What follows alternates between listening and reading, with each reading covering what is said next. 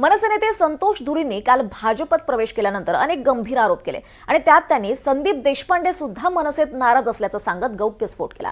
धुरींच्या या वक्तव्यानंतर देशपांडे मनसे सोडणार असल्याच्या चर्चा सुरू झाल्या।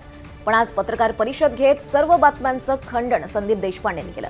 आपण मनसेत राहणार असून निवडणुकीसाठी जोमानं काम करत असल्याचं देशपांडे म्हणाले। याशिवाय संतोष धुरी काय बोलतात त्याला उत्तर देणं गरजेचं नाही, त्याचा निर्णय त्यांनी घेतला असल्याचं सुद्धा देशपांडे म्हणाले।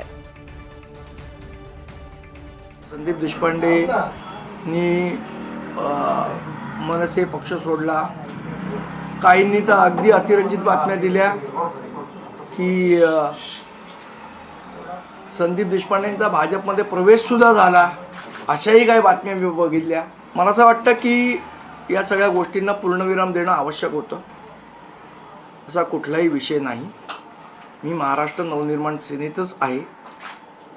माझ्या पक्षाचं मी प्रामाणिकपणे काम करतोय आणि येणाऱ्या निवडणुकीमध्ये महाराष्ट्र नवनिर्माण सेनेच्या जास्तीत जास्त जागा कशा निवडून येतील ही मुंबई शहराध्यक्ष म्हणून माझी जबाबदारी आहे।